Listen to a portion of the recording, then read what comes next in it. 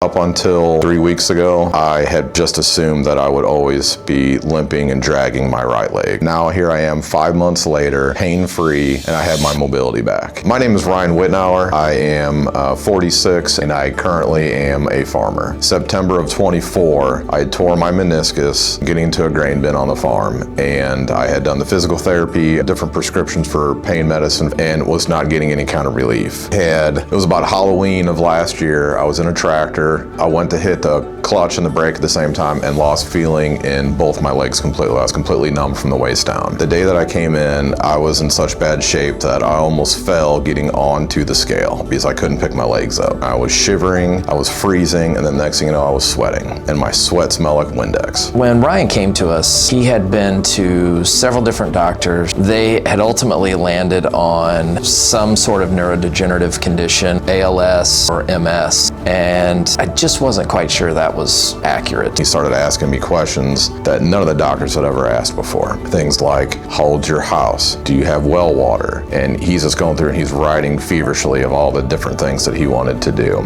We actually uncovered a few instances where he'd been bitten by a tick, and that made the light bulb go off that maybe we're actually dealing with Lyme disease here. So tested him for everything under the sun, including Lyme disease, and sure enough, not only did he have it, he had 2 different types. One that I know that I for sure picked up in spring of 2019 because it was an Asian-born Lyme disease, and I got it when I was visiting Okinawa. The other one was just common to this area. So we did a lot of IV therapy, building him to a very specific type of IV. He was doing ozone IVs and then ultimately got to EBU or high-dose ozone IVs. It was an immediate difference. I'm getting my energy back. I'm not limping. I can go up and down stairs. I don't have to hold onto the handrails. And it's strange because he would look at me and see me sitting somewhere and you think, oh, there's nothing wrong with him. And then I get up and start walking and just had trouble with it. He was like, I feel like a new person. I can do things that I wasn't able to do. My legs are feeling better. Now, they're not 100% yet, but I think at this point, he's starting to see light at the end of the tunnel. In February, I finally felt good enough to go outside and walk, and the first mile that I walked